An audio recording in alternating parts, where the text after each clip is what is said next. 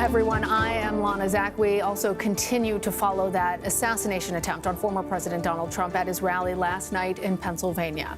The former president is recovering. He is said to be doing well. We're also learning new details on the man who died, Corey Competor, and the two victims still in critical condition.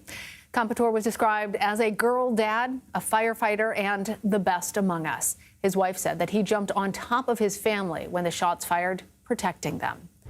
Pennsylvania police have also identified those two rally goers who were critically injured. The 57-year-old David Dutch and 74-year-old James Copenhaver. They're both currently listed in stable condition. And President Biden offered his prayers for those victims. He said he spoke with the former president, and in this moment, he called on the nation to come together. As I said last night, there is no place in America for this kind of violence, or any violence for that matter. An assassination attempt is contrary to everything we stand for as a nation, everything. It's not who we are as a nation. It's not America. And we cannot allow this to happen. Unity is the most elusive goal of all, but nothing is important than that right now, unity. We'll debate and we'll disagree. That's not going to change, but we're going to not lose sight, in fact, who we are as Americans. The president announced that he would address the nation later on tonight from the Oval Office on that subject of unity, and we are going to bring you those remarks, of course, as soon as they happen. CBS News Homeland Security and Justice reporter Nicole Sganga is here with me in Studio 57. There have been more details that have come out just even in the last few minutes. I understand that you participated in an FBI briefing. What have you learned from them? Yeah, moments ago, there was an FBI briefing. As far as we know at this point, investigators say that the shooter acted alone. There are currently no public safety concerns at this time, so folks can rest a little easier. They have not identified yet an ideology associated with the gunman here. There are also no known mental health concerns regarding the gunman, although this is an active investigation. All of the evidence is being sent to Quantico, where it will be evaluated in an FBI laboratory. Among that evidence is Crooks's phone that he was using. Now, investigators have not been able to get into the phone. They have seen some text messages, nothing of concern yet.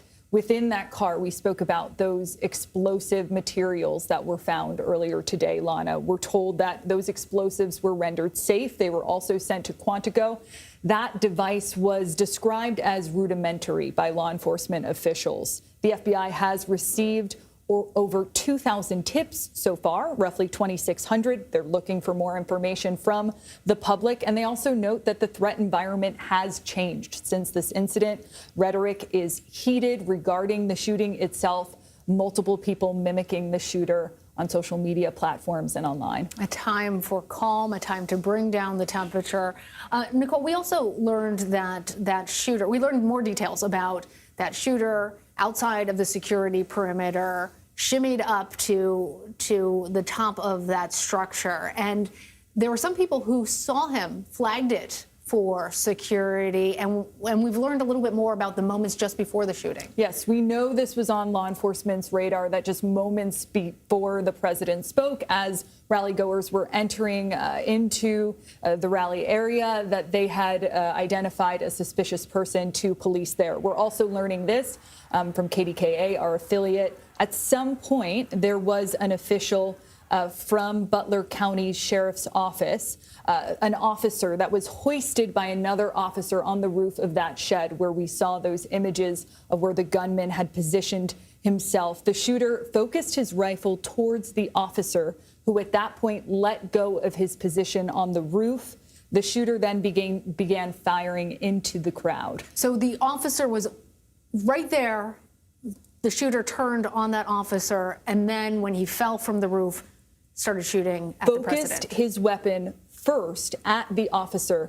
The officer fell from the roof. At that point, he turned, where he then fired toward the former president and into the crowd. Really chilling details, Nicole. So what happens now in this investigation? Well, this investigation, again, very active, ongoing. The president coming out and saying no one jumped to conclusions, but there has been an independent investigation put in place to determine what went down on the part of Secret Service, how law enforcement acted, develop a tick tock, really, for this investigation. And again, police still have some really big questions to answer. The FBI leading this investigation, still no known motive for this shooter. Quite chilling indeed. That's going to be a big question moving forward. In addition to that, the president has directed the director of Secret Service to review all of the security plans surrounding the Republican National Convention, which, of course, is getting underway in Milwaukee. So a lot of work ahead. But I do want to point out just one more time, Lana, that at this point, the FBI and other law enforcement officials say there is no known threat to the public. All right. Nicole Sganga, on top of all of it for us, bringing us all the latest. We appreciate you. Thank you.